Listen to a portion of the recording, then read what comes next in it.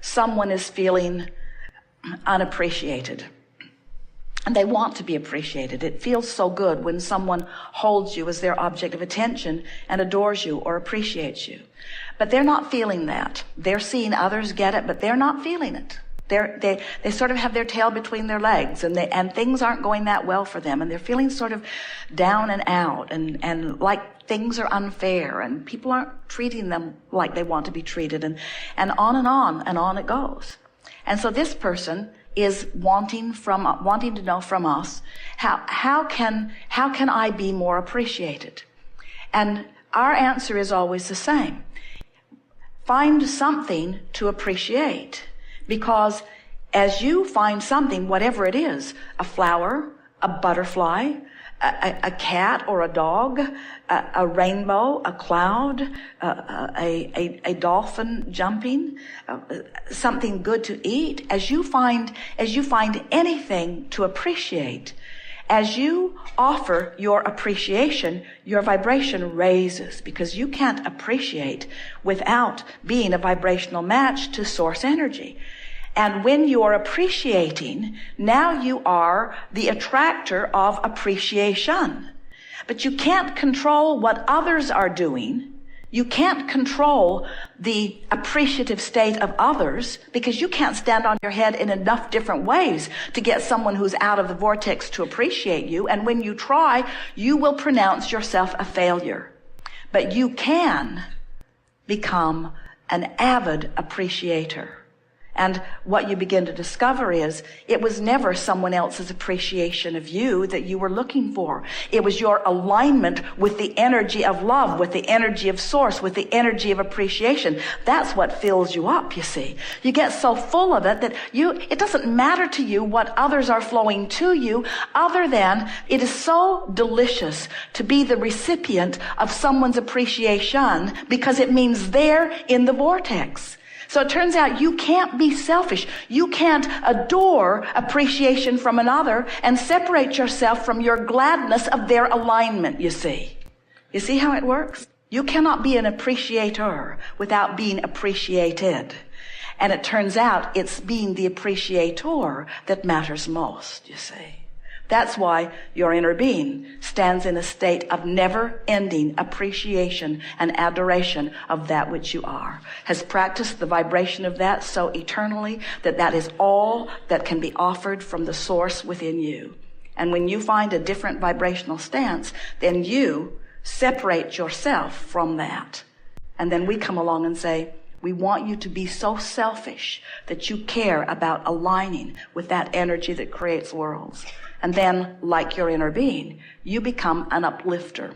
Only you're like the satellite dish that's beamed in a little closer, you see. In other words, the giving puts you in the vibrational stance of the receiving.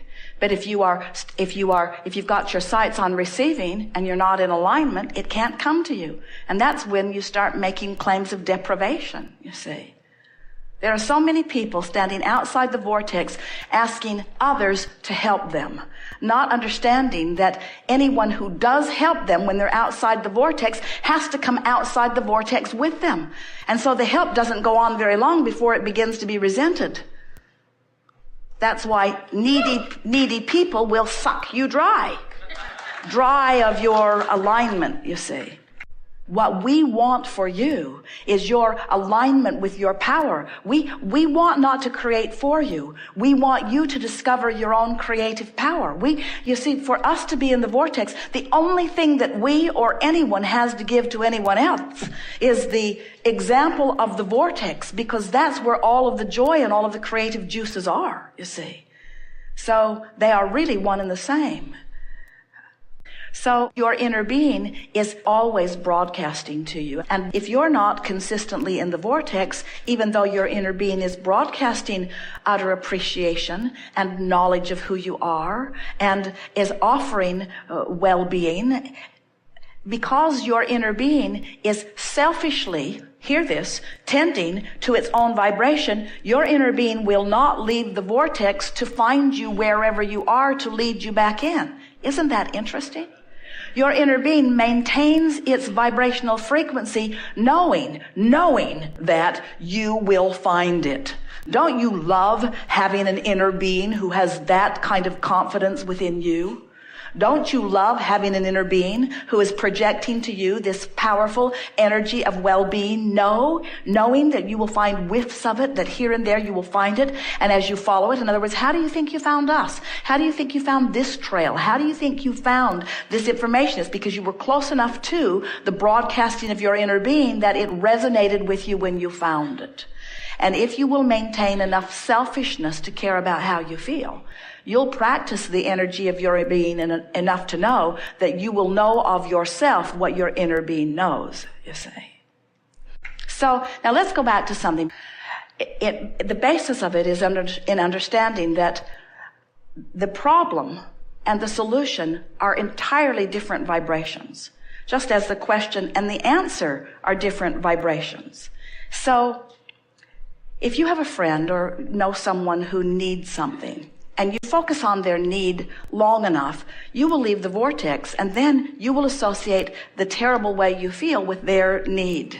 And in time, your friendship will disintegrate because you will incorrectly associate the way you feel with their plight.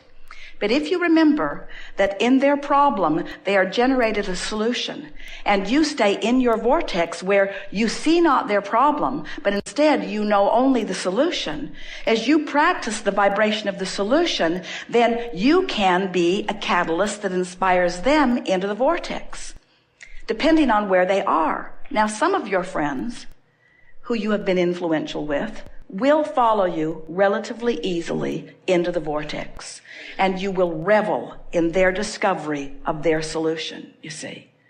But some of your friends will stubbornly defend their rightfulness and will argue so powerfully and profoundly and chronically for their own limitations that for you to engage with them, you will have to leave the vortex. You will have to introduce the same resistance into your frequency that they've got going on, even to communicate with them at all.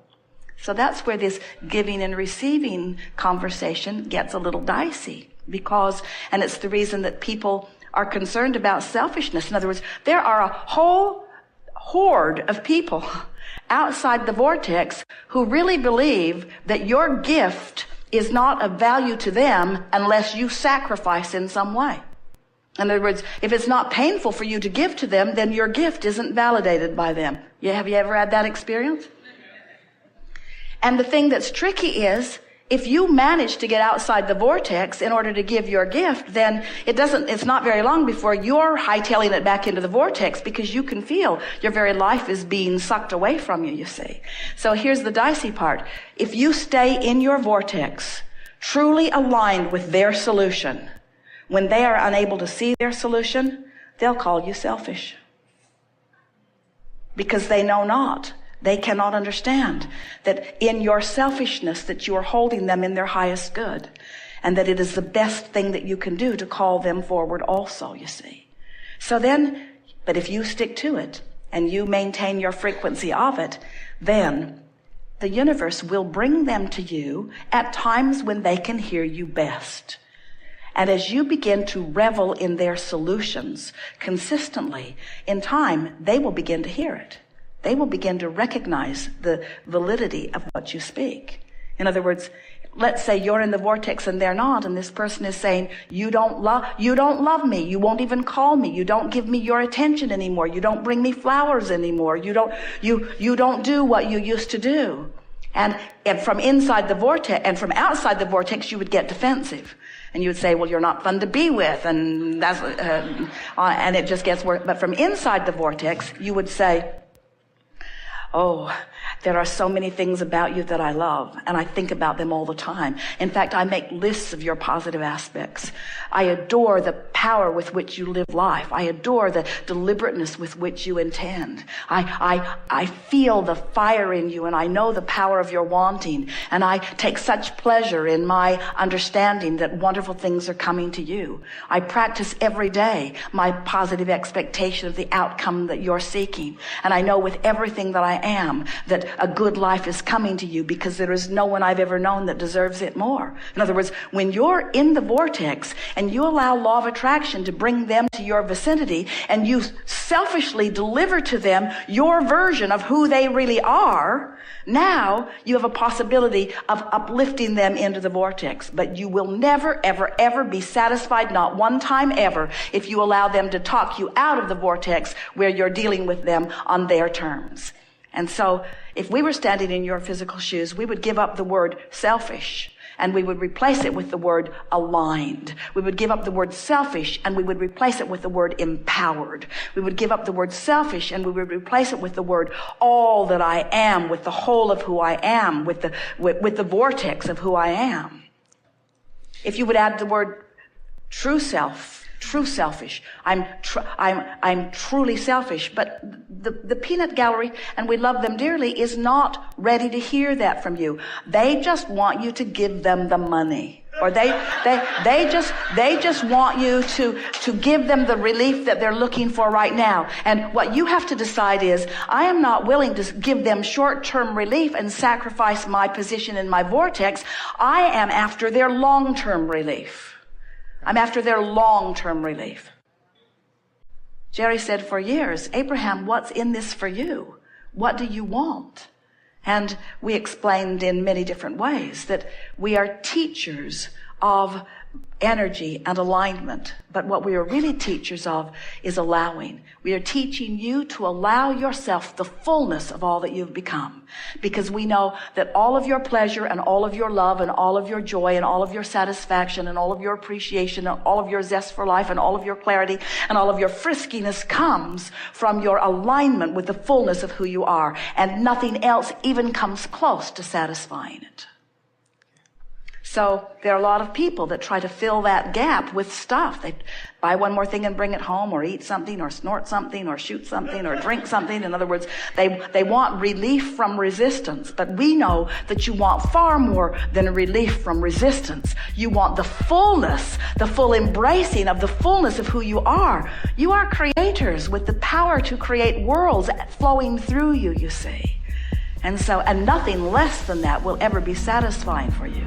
So yes, you could say we are emphatically, stubbornly holding our vision of who you are. But it's not a vision that we made up. It's a vision that you made up. It's your creation that we are holding tight to, you see. See it all fits together?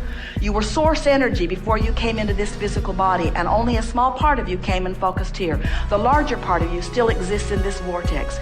As you explore the contrast, knowing what you don't want, knowing what you do want, you launch these rockets, which your inner being, and that's where we stand. We stand inside this vortex, holding steady the vibrational stance of all that you've asked for as you incrementally increase your vortex. As the capacity of who you are continues to increase, we hold steady to that vision.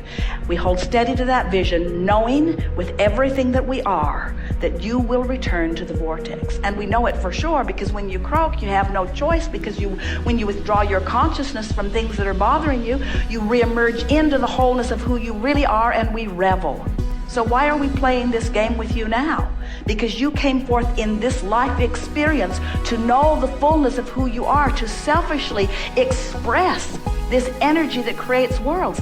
You are not humans who are inferior to that which is source trying to catch up. You are extensions of that which is source. And so your discovery is our discovery. Your pleasure is our pleasure. Your knowing what you want is our knowing what we want, you see. There is no you getting yours without us getting ours. It can't happen. Selfish. Working out real well.